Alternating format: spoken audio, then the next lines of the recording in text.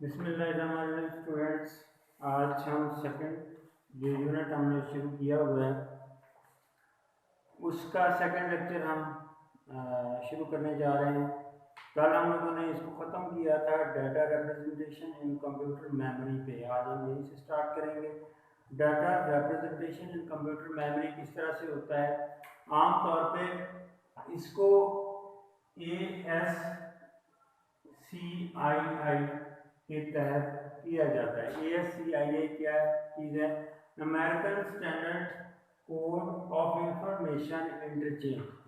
ये किस तरह से होता है, इसकी पूरी डिटेल जो है आगे टेबल किया हुआ है, उसके अंदर दी हुई है। और इसमें बहुत सारे कैरेक्टर्स हैं, मुख्तलिफ नंबर पे मुख्तलिफ कैरेक्टर जो हैं वो सेव है इस कीबोर्ड के अंदर। और वो कीबोर्ड जो है वो उसको बाइनरी यानी कि कंप्यूटर जो है उसको बाइनरी में अपने वो लेता है इसको। मिसाल के तौर पे यहाँ पे ये टेबल किया हुआ है, इसमें तमाम नंबर तमाम कैरेक्टर्स हैं जो इन्हीं आपके कीबोर्ड के अंदर मौजूद हैं। मिसाल के तौर पे हमने ए प्रेस करना है, तो अगर हम 8 दबाए रखें और यहाँ पे समझ लेंगे 96 गालबन 96 पे है, ये 97 पे है। 97 आप लिखें और आर्ट को ख़त्म कर दें, यानी कि आर्ट लिखने के बाद आर्ट को छोड़ दें। तो आप जिस प्रोग्राम में हैं, मसलन आप माइक्रोसॉफ्ट वर्ड में हैं, तो वहाँ पे जो है वो ए लिखा हुआ नज़र आएगा। तो अब ये है कि ये डाटा जो है इसी अमेरिकन स्टैंडर्ड कोड की सूरत में वो इसमें मेमोरी में सेव होता है। मिसाल के तौर पे अगर हम लिखना चाहते हैं पाकिस्तान, तो डाटा इसमें किस तरह से स्टोर होगा। लफ्ज़ है हमारे पास PAKISTAN। मेमोरी में इसको डाटा किस तरह से स्टोर करेगा। पहले नंबर पे है P कैपिटल, जो कि जिसके लिए जो है वो ये इस ASCII कोड के अंदर 80 नंबर पे है। 80 को आप बाइनरी नंबर में कन्वर्ट कर लें और इसको एक बाइट के ऊपर ले लें। बाइनरी कोड और वो आएगा 101 टेट्रा 0 101 टेट्रा 0। ये इसमें एक बाइट के अंदर इसको पी को वो करेगा। इस तरह ये है 97, इसको आप कन्वर्ट कर दें तो ये है 11 टेट्रा 01 11 टेट्रा 01। इसकी तरह के है, के लिए है 107। अगर आप इस लिस्ट में देखेंगे तो के आपको 107 पे नजर आएगा उस टेबल के अंदर। और इसको अगर आप बाइनरी में करें तो 1101 011 011 ये इसमें लिखा हुआ नजर आएगा। इसके बाद है आई के लिए है 105। तरह एस के लिए है 115। TAN अल्टरनेट TAN सबके अपने अपने कोड्स हैं। टी पे है 116, ए पे 97 और एन पे 110। तो स्टूडेंट्स ये इसी तरह से ये सारे कोड इसको बाइनरी में कन्वर्ट करके कंप्यूटर अपनी मेमोरी में सेव करता है, यानी कि एक वर्ड को वो कम से कम एक बाइट में सेव करता है।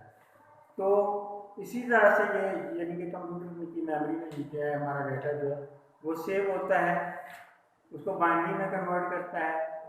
अब स्टोरेज डिवाइसेस वो होती हैं जो परमानेंटली डाटा को अपने अंदर स्टोर करती हैं।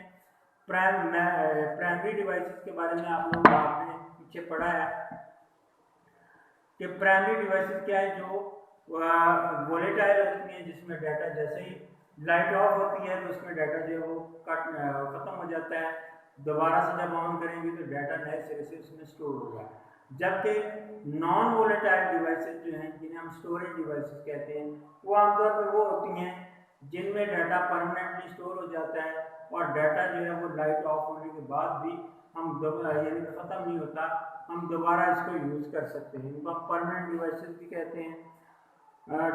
इसमें डिफरेंस इसमें यानी कि परमानेंट डिवाइसेस में स्टोरेज डिवाइसेस में है हार्ड डिस्क है, CD है, USB है, फ्लैश ड्राइव वगैरह। तो प्राइमरी डिवाइसेस वो है क्योंकि जैसे ही लाइट कट ऑफ होती है तो उसमें से डाटा भी ख़त्म हो जाता है। आमतौर पर इसमें रैम शामिल है।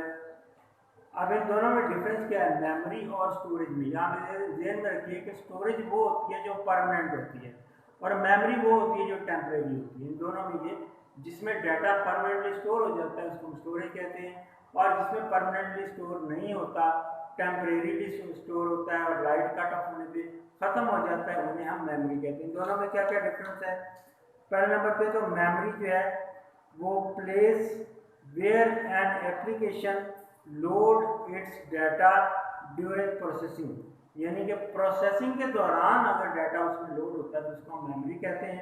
जबकि जो स्टोरेज है उसमें usually the place data place होता है where data is stored for long और शॉर्ट टाइम, जहाँ पे डाटा मुख्तलिफ तौर पर या थोड़े अरसे के लिए हम डाटा जो है वो स्टोर रखते हैं, उसको हम स्टोरेज कहते हैं। इसके अलावा टेम्परेरी मेमोरी, ये जो मेमोरी जो है वो टेम्परेरी स्टोरेज डिवाइस है, जबकि जो स्टोरेज है वो परमानेंट स्टोरेज डिवाइस है। जबकि मेमोरी जो है वो लेसर इन साइज, उसका साइज ज़रा छोटा होता है, जबकि स्टोरेज का जो है वो साइज बहुत ज़्यादा होता है। आप आजकल 1000 GB से भी ज़्यादा हार्ड डिस्क आपको मिल जाएगी। इसके अलावा हाई एक्सेस स्पीड, मेमोरी की स्पीड जो है एक्सेस करने की बहुत ज़्यादा होती है क्योंकि इसने डाटा जो है वो प्रोसेसर को प्रोवाइड करना होता है, जबकि स्टोरेज जो है इसकी लो से एक्सेसिंग स्पीड होती है, इस वजह से ये ज़रा सस्ती भी होती है। It is called primary memory, memory को हम प्राइमरी मेमोरी आमतौर पर कहते हैं, जबकि स्टोरेज को हम सेकेंडरी मेमोरी कहा जाता है। अब हम आते हैं कंप्यूटर मेमोरी के मुख्तलिफ साइजेस। आमतौर पर हम जानते हैं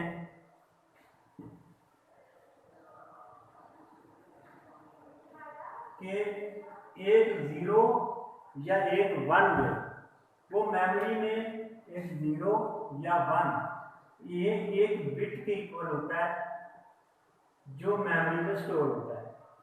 बिट इसको बाइनरी डिजिट भी कहते हैं। तो अब अगर हम कहें कि 8 बिट्स 1 बाइट के इक्वल होते हैं, डाटा जो है आपने पीछे पढ़ा कि बाइट्स की सूरत में डाटा जो है वो मेमोरी में स्टोर होता है, तो 8 बिट्स जो है वो 1 बाइट के इक्वल होते हैं। इसी तरह 1024 बिट्स जो है बाइट्स जो हैं ये आमतौर पे 1 किलो बाइट्स के इक्वल होते हैं। इस तरह 1024 बाइट्स की पावर 2 ले लें, ये एक मेगा बाइट्स के इक्वल होते हैं। इस तरह 1024 पावर 3 1 GB के इक्वल, 1024 पावर 4 ये 1 टेराबाइट, और 1024 1 समझ लेंगे पीटाबाइट। ये आमतौर पे मेमोरी जो है ये इसको हम यूँ काउंट करते हैं इसमें कंप्यूटर के अंदर। तो ये सारे बाइट जो हैं ये इसी तरतीब के साथ आप लोगों ने याद भी कर लिया ये सारा टेबल। ये मेमोरी के यूनिट्स हैं। सबसे छोटा यूनिट बिट होता है और आमतौर पर मेमोरी को हम बाइट्स में काउंट करते हैं, जो कि 8 बिट्स के इक्वल होता है। हाँ जी, तो ये था हमारा सारा टॉपिक नंबर सिस्टम का। अब हम आते हैं बूलियन अलजबरा की तरफ। बूलियन अलजबरा जो है ये जॉर्ज बूले ने बनाया था, जो कि मैथमेटिकल प्रोफेसर था। उसने जो है वो बनाया था, जिनको हम इलेक्ट्रॉनिक्स में आज बहुत ज़्यादा यूज़ करते हैं। आम तौर पे हम अगर इसको देखें, बूलियन प्रपोजिशन क्या होगी? A proposition is a sentence that can either be true और फॉल्स, यानी कि जो स्टेटमेंट गलत हो सकती है या सही हो सकती है। तो इसमें दो समझने के दो ही कंडीशन है, या वो ट्रू होगी या फॉल्स होगी, या यस होगी या नो होगी, या उसको वो 0 होगी या 1 होगी। मिसाल के तौर पे हम लाइट का स्विच ऑन करते हैं तो उसमें दो ही कंडीशन है, या तो वो लाइट ऑन हो जाएगी या फिर लाइट ऑफ कर देगी, ऑफ होगी। तो ये इसी को हम जो है वो बूलियन प्रोपोजिशन कहते हैं, जैसे I will get A+ grade in the board exam. लेकिन कुछ जो है वो प्रोपोजिशन सेंटेंसेस जो है वो प्रोपोजिशन नहीं है, इनका पूरा आंसर देना पड़ता है। जैसे हाउ आर यू, आप कैसे हैं, close the door, is not outside, is it hot outside, क्या बाहर गर्मी है, इसका पूरा आंसर देना पड़े, उसको हम जो है वो प्रोपोजिशन नहीं कहते। अब प्रोपोजिशन की एग्जांपल हम यूँ ले लें कि जैसे P is equal to I play chess, इस सेंटेंस को हम P के तौर पर ले लें, और Q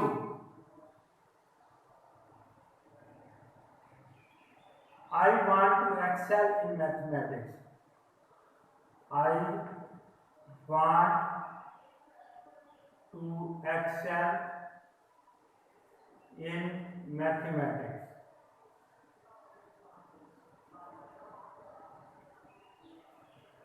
इनको अगर हम प्रोपोजिशन के तौर पर लें तो इट मीन्स के जो है ये रेफरिंग प्रेपोजिशन हैं जिनको हम आगे यूज करेंगे।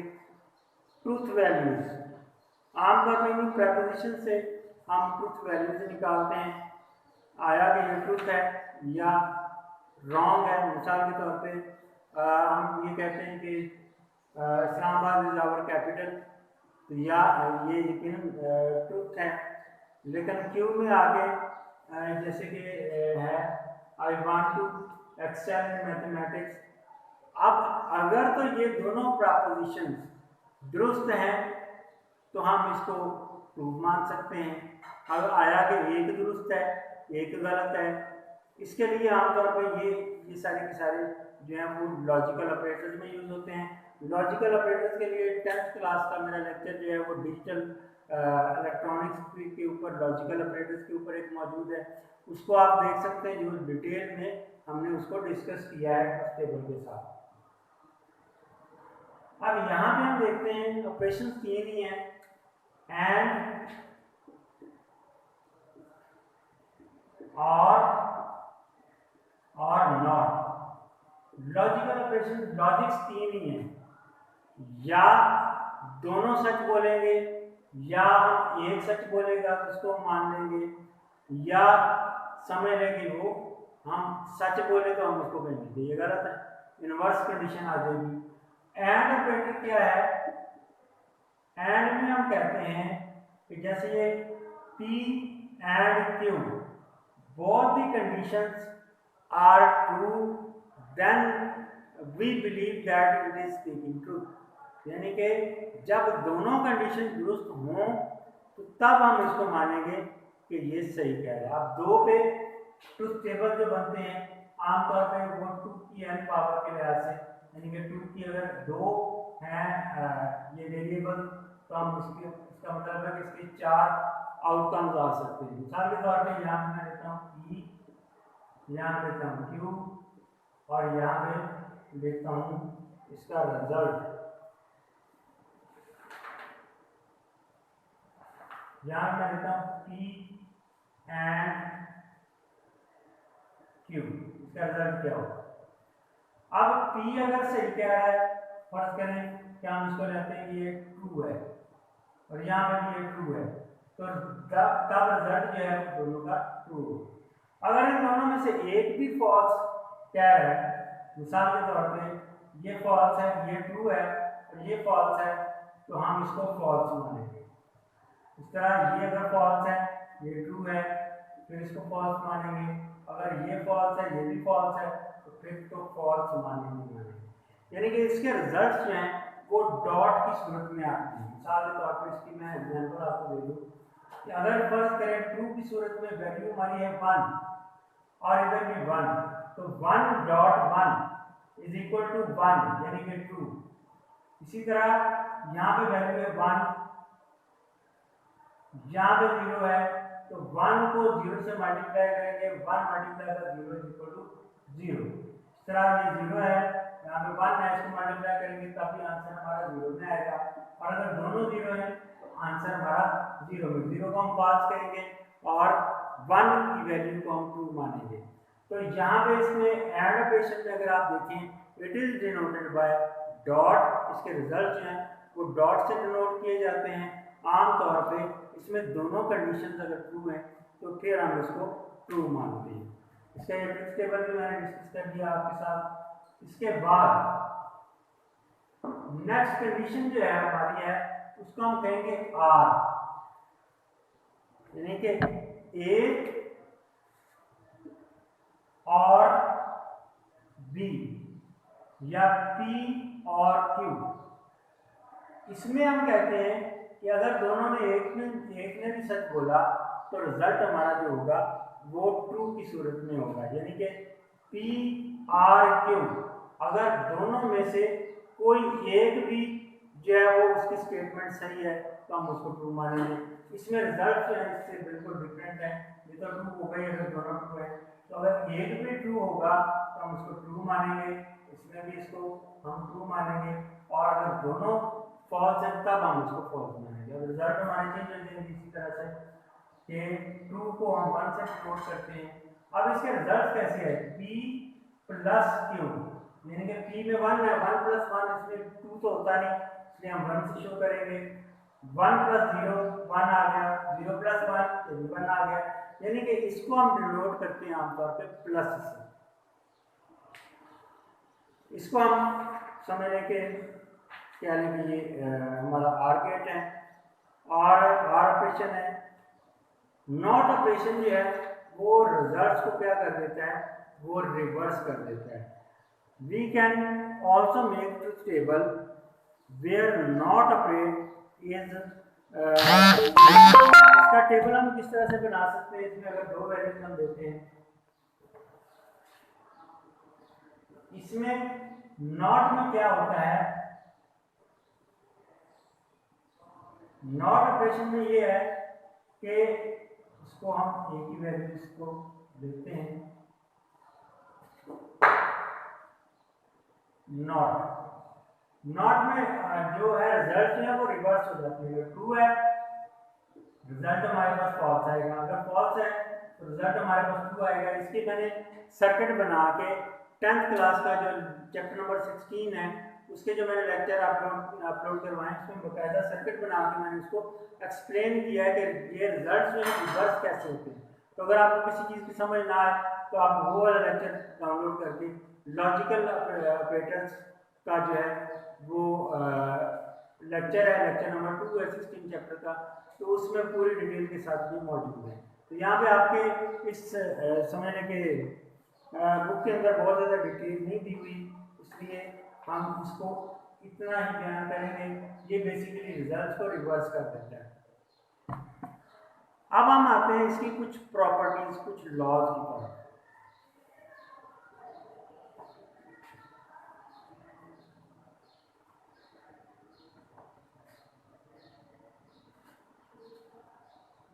पहला लॉ इसमें हम बयान करते हैं,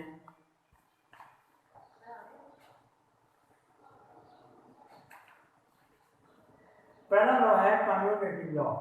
हम इस लेक्चर में ये पहला लॉ डिस्कस करेंगे, नेक्स्ट इंशाल्लाह अगले लेक्चर में हम बाकी का डिटेल से बयान करेंगे। तो पहला है कम्यूटेटिव लॉ, इसको हम कहते हैं कम्यूटेटिव लॉ। ये क्या कहता है, a dot b is equal to b dot a और a plus b is equal to b plus a, यानी कि अगर प्लस करेंगे a प्लस b को तो d प्लस a के इक्वल होगा, और a डॉट b में वेरिएबल 2 हैं, इट मीन्स कि 4 रिजल्ट्स हैं। अगर हम इन रिजल्ट्स को डिस्कस करें, ये हमारे पास है पहली वैल्यू फॉल्स, b की भी फॉल्स, इसकी फॉल्स, इसके ट्रू कर देते हैं, इसकी वैल्यू ट्रू, इसकी फॉल्स कर देते हैं, और इसकी ट्रू मीन्स इसकी ट्रू, ये वैल्यू है। अब यहाँ पर सबसे पहले हम डिस्कस करते हैं a plus B. a plus B, इन दोनों को प्लस किया, फॉल्स और फॉल्स दोनों फॉल्स ही होंगे, इन दोनों को किया तो फॉल्स प्लस ट्रू, ट्रू आ गया, ये भी ट्रू आ गया, और ये तो ट्रू आएगा। अब b प्लस ए करेंगे, इसमें भी यही होगा, इधर से हम इधर को करेंगे तो यानी कि ये फॉल्स है, सेम वैल्यू। अब इसको इससे यानी कि 0 और 1 प्लस 1, ये टी ही आएगा, ये भी टी आएगा, ये भी टी आएगा। तो इसमें आप देखिए पहले हमारा ये वाला जो है ये हमारा प्रूफ हो गया कि इसमें अगर ये वैल्यू जो होगी a प्लस बी जो होगा वो a प्लस ए के इक्वल होगा। सेकेंड हम देखते हैं a डॉट बी, इसके रिजल्ट क्या आएंगे, ये एंड ऑपरेशन के मुताबिक है। फॉल्स में तो फॉल्स आएगा, एक ट्रू होगा तो रिजल्ट हमारा फॉल्स ही रहेगा, दोनों जब तक ट्रू नहीं होंगे तब तक ये रिजल्ट हमारा नहीं आएगा, यानी कि 0 मल्टीप्लाई बाय 1 करेंगे तो वो 0 ही आएगा, ये भी 0 और इसमें ये ट्रू। इस तरह बी डॉट ए, यानी कि बी को पहले लें और इसको मल्टीप्लाई करें ए से, तो तब भी हमारे रिजल्ट जो हैं वो सेम रहेंगे। तो स्टूडेंट्स इससे हमें पता चला कि कम्यूटेटिव प्रॉपर्टी जो है इसको हम ट्रुथ टेबल के जरिए प्रूव कर सकते हैं। ट्रुथ टेबल ये शो कर रहा है कि a डॉट बी जो है वो b डॉट a के इक्वल है, और a plus B is equal to b plus A. आप लोगों ने ये मैथ में भी पढ़ी हुई है, ये लॉ जो है वो कम्यूटेटिव लॉ आपने मैथ में पढ़ा हुआ है, 8th क्लास की मैथ में मौजूद है कि a मल्टीप्लाई बाय ये b is equal to b multiply by a, और a plus B is equal to b plus A. चले नेक्स्ट जो लॉज हैं इंशाल्लाह हम नेक्स्ट लेक्चर में डिस्कस करते हैं। तो तब तक के लिए अल्लाह हाफ़िज़।